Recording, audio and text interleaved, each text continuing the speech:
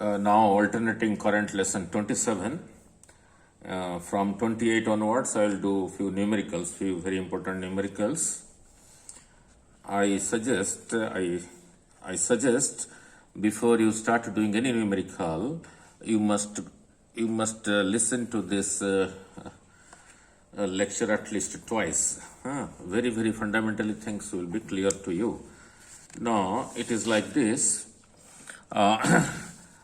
Look at this circuit which we did in current electricity. 3 ohm, 4 ohm, 8 ohm resistances are in series. Here is a DC voltage. Let us say 200 root 2 volts. So since these three are in series, so the effective resistance is 3 plus 4 plus 8, that is 12 plus 3, that is 15. So the current will be the voltage divided by the total resistance, that comes out to be 200 root 2 by 15. I am not cancelling it, it is okay. Now whatever current starts from here across this, means if you use a voltmeter here, the reading will be the current into this resistance, means this current into this resistance. Similarly, if you connect a voltmeter here, the reading will be the same current into this resistance.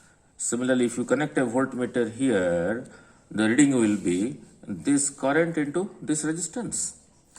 And if you add these three voltages, this volt plus this voltage plus this, if you add these three, it will come out to be 200 root 2. Let me first show you that, and then I will go to an AC circuit, right? So across 3 ohm, the potential difference, let it be V1, will be I into its resistance. I into its resistance, that is 3, that comes out to be 200 root 2 by 5 volts. I am not cancelling, it's okay. Similarly, across 4 ohm, across 4 ohm, the voltage, let it be V2, V2, let it be V1, let it be V2, let it be V3. So V2 will be the current times its resistance. The current times resistance, 800 root 2 by 15 volts. Similarly, the voltage across 8 ohm, which I have taken it as V3, will be the same current, this current times its resistance. So across 8 ohm, the voltage V3 will be IR, the current times its resistance, that is equal to this much.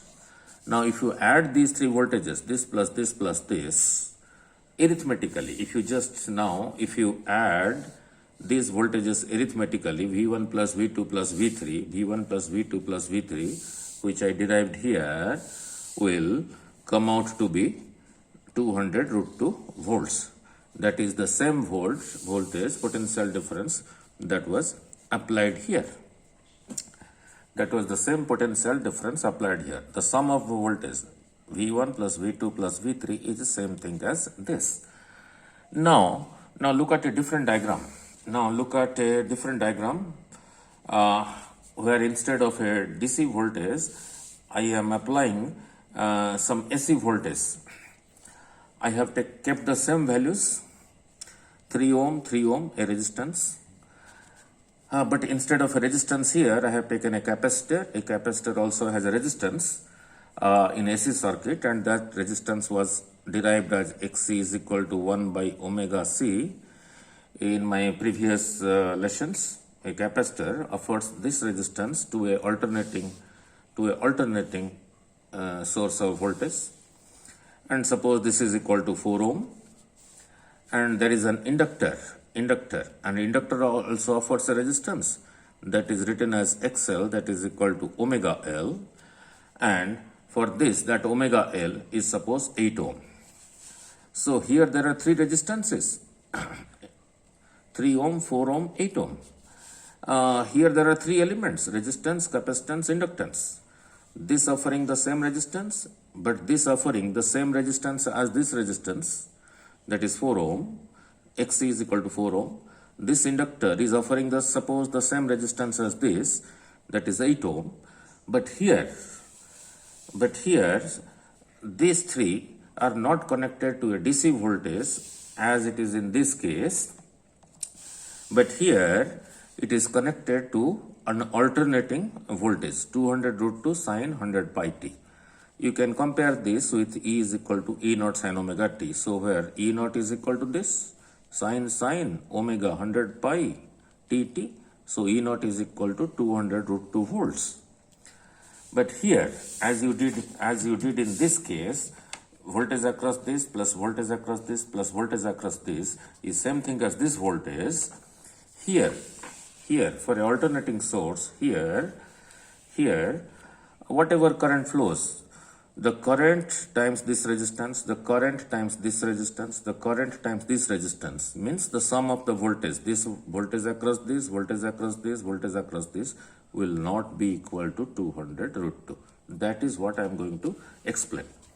So here I is not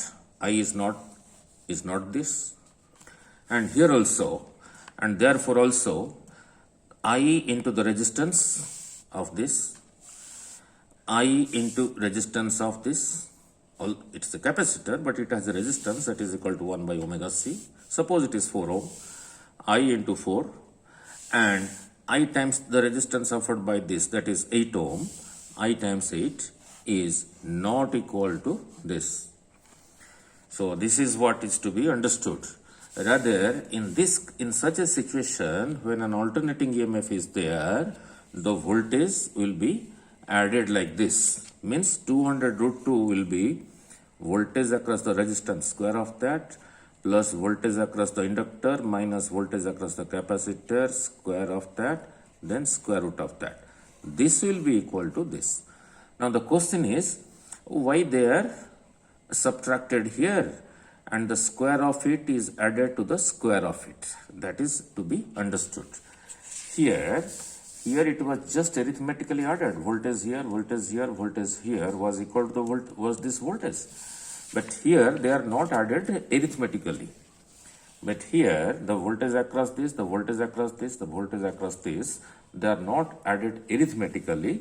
They are added geometrically like this. So that is what I am going to explain.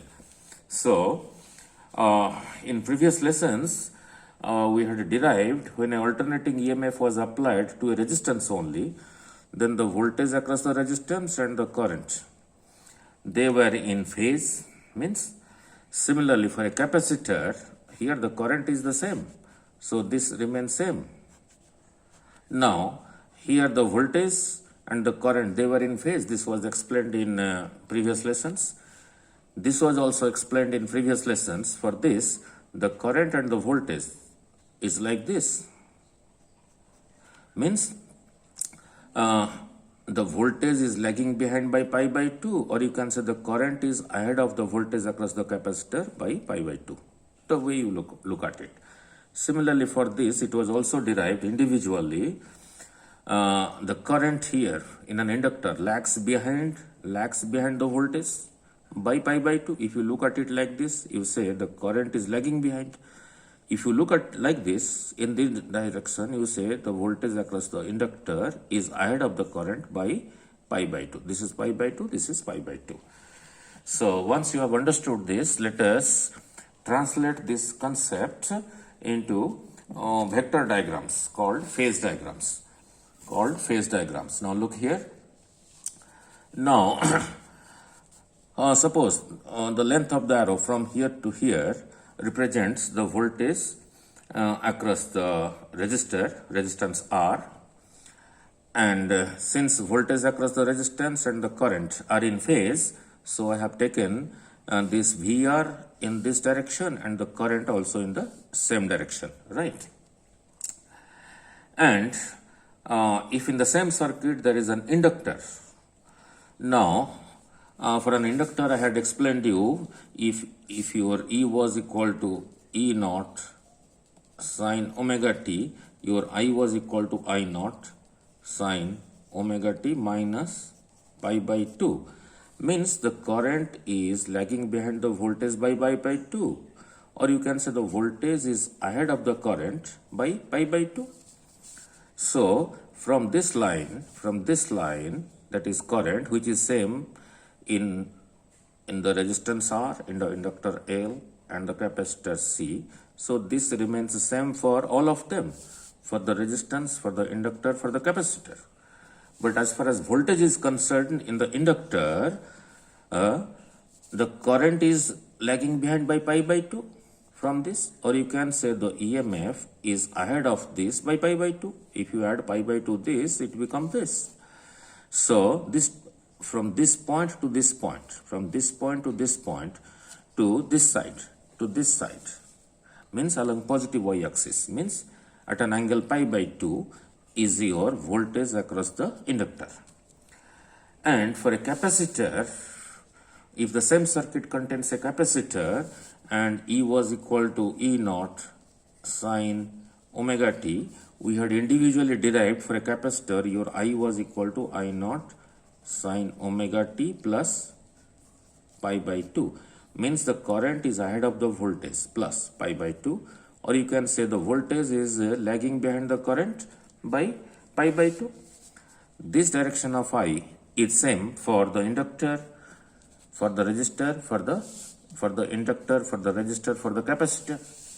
So for the capacitor, the voltage across the capacitor is from here to here, suppose, represented this way.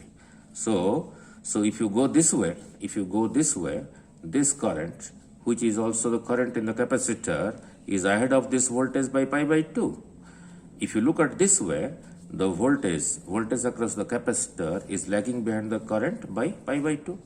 Pi by 2 this side, pi by 2 this side. So this VL and VC, they are in opposite directions. So VL and VC are in opposite direction. So if there is one vector like this, there is another vector like this, and the magnitude of this is greater than this, then the resultant of these two will be to this side. So if the value of VL is greater than the value of VC, and VL and VC, they are opposite to each other, then the resultant of VL and VC will be to this side. That is this much, that is VL minus VC. This is same thing as this VC. So we are left from here to here. That is equal to VL minus VC. So the resultant of VL and VC is VL minus VC, that is from here to here. And this is your VR. So we have two vectors perpendicular to each other. To this side is VL minus VC, to this side is your VR. So the resultant of these two will be this one, that is called the E naught, or you can say your V naught. So now it's interesting. So for a circuit containing resistance or inductance cell, capacitor, this is your EMF E naught, and this is the current. So from this direction, the current is to this side. Therefore the current is lagging behind the EMF. So you have to be very, very clear here. If VL is greater than VC, then VL minus VC will be to this side, and VR is to this side. So the resultant is this by parallelogram law. And what will be this resultant? Square of this plus square of this, square root of that. And this is your current. So the current is lagging behind E naught by 5. So the current lags behind when VL is greater than VC. And this resultant is the resultant of VR and VL minus VC, means the combined effect of VL minus VC and VR. So here the conclusion is I is lagging behind E naught if VL is greater than VC. So you can use the symbol E naught, or you can use the symbol V naught. So your V naught, that is this one, will be square of this plus square of this. This is same thing as this. So square of this plus square of this, and square root of that will be your E naught, which you can represent it as a V naught. So your V naught is equal to VR square plus VL minus VC square, square root of that, right? Why do we calculate like this? Because VR is perpendicular to VR is perpendicular to VL minus VC. VR is perpendicular to VL minus VC. Therefore, the resultant is found out like this from the parallelogram law of vector addition. Now, the question is, if value of VL is less than value of VC, means VC is greater, VL is less. So, in that case, what will happen? Now, if VC, voltage across the capacitor, is greater than the voltage across the inductor. So, that is what I am showing here. So from here to here is equal to VR, and the current is also taken in the same direction, because the voltage and the current in a circuit containing only resistance, they are in phase. So therefore this as well as this, they have to be taken in the same direction. Now from this pi by 2 to this side is your VL. Now here I am assuming that the value of VC is greater than VL. Suppose I represent VL by this from here to here, and similarly your VC from here to here. So VC and VL now opposite to each other, but the value of VC is greater than the value of VL. So the resultant of VC and VL will be VC minus VL, and that will be to this direction. So this much minus this much will be this much. So from here to here is equal to VL minus VC. Now this VL minus VC is perpendicular to VR. So the resultant of this as well as this will be this one according to parallelogram law. So now, this is your resultant. We can call it as E naught or V naught. So if VC is greater than VL, the resultant of VL and VC will be along negative y-axis, and it will be VC minus VL, that is from here to here, that is this length minus this length is equal to this length from here to here, that is VC minus VL. Now this VR, voltage across the resistor, and this the combined effect of the capacitor and the inductor, VC minus VL, they are perpendicular to each other. Therefore this resultant is equal to VR square, voltage across the resistance, square of that, plus VC minus VL, square of that, square root of that. Now here, look, so this EMF E naught is to this side of the current, means EMF is lagging behind the current, or you can say the current is leading the EMF by some angle phi. So by some angle phi. Now so here you say the current is lagging behind the EMF by phi, because VL was greater than VC. Here what you should say, since VC is greater than VL, so the resultant of VC minus VL is to this side, and this is the resultant of VR and VL minus VC. So here the current is ahead of the EMF, or you can say the EMF is lagging behind the current, and here you should say the current is lagging behind the EMF, or the EMF is ahead of the current. That is what you should remember. Now coming back, so therefore the current is ahead or leading the EMF E naught by phi, and you can say V naught instead of E naught, you can say V naught instead of E naught. You can use this symbol instead of this. So here in this case also your V naught is equal to VR square plus VC minus VL square, square root of that. So what I just discussed, if the value of VL, voltage across the inductor, is greater than the voltage across the capacitor, then their resultant VL minus VC was to this side, and your VR is to this side. I have shifted this vector here. This vector was actually here. I have shifted it to use the triangle law. So this is your VR, this is your VL minus VC, therefore this is the resultant, and the current was this way. So this resultant is equal to square of this plus square of this, square root of that is equal to V naught or E naught, and this angle phi. Here also same thing. The same thing I am explaining.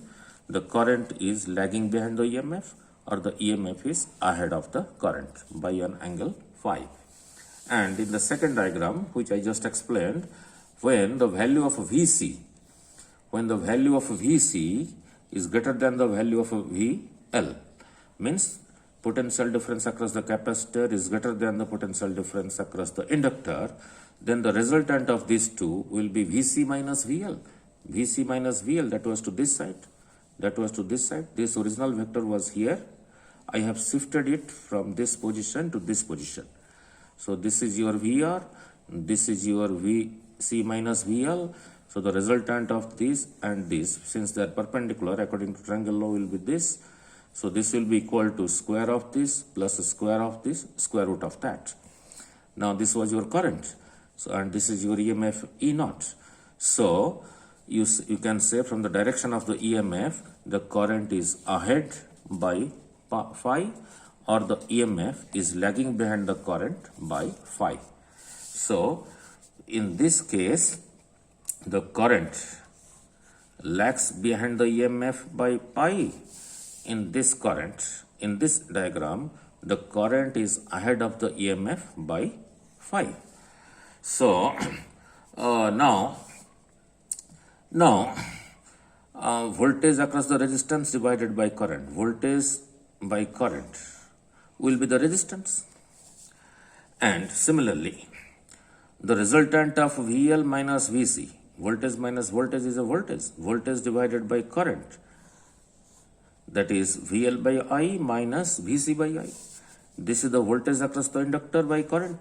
So this will be the resistance of the inductor, that is XL, minus voltage across the capacitor divided by current. Voltage by current is again a resistance, that is the resistance of the capacitor, which is represented as XC. This is represented XL. This is called inductive reactance. This is called capacitive reactance. Or if it is VC minus VL over I, voltage minus voltage is voltage. Voltage divided by current is a resistance. And let us see what is that resistance. This is equal to VC over I minus VL over I. This is the voltage across the capacitor divided by the current. Voltage divided by current is resistance. So this is equal to resistance of the capacity. Voltage across the inductor by current. Voltage divided by current is resistance. So this is the resistance offered by the inductor. And similarly, the total voltage, the E naught divided by I, is the total resistance, that is called impedance Z. That is called impedance Z. Now, so what is the conclusion? So your this diagram or this diagram, this was VR, this was your VL minus VC, this was your Z. So divide this side by current, it becomes resistance. Divide this side by current, this becomes resistance, that is XL minus XC. Divide this side by current, so this becomes E naught by I, that is equal to impedance. So that is what I am showing here. This side was earlier representing the voltage across the resistance divided by current, voltage by current. So this side represents the resistance. This side in the earlier diagram was representing VL minus VC. So that divided by current is equal to VL by I minus VC by I. So this is the resistance offered by the inductor, XL. This is the resistance offered by the capacitor, so XL minus XC. So this side becomes XL minus XC. And this was your E naught in the previous diagram. Your E naught. Now E naught divided by current, voltage by current, is resistance, and that resistance was called the total resistance. means the combined effect of this resistance and this resistance is this resistance. This is the resultant resistance called impedance. So this was your impedance triangle. And similarly for this case, to this side was VR, to this side was your VC minus VL, to this side was your E naught. So if you divide this voltage by current, this voltage by current, and this voltage by current, then each side will represent the resistance.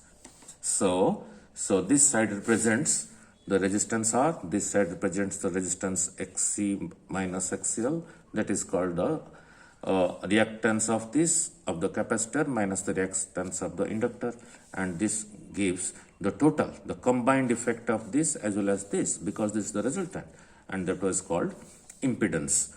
So this circuit is for current leading the EMF, and this is for I lagging behind the EMF. Now once you have understood this, I tell you to go at least twice. Then in the next lesson I will explain this numerical, very important numerical, resistor, capacitor, inductance, 3 ohm, 4 ohm, 8 ohm, such an EMF is applied. Now we will find out the following things, good number of things, that is what is the instantaneous current, what is the RMS value of the current voltage across the RC and L, and RC and L.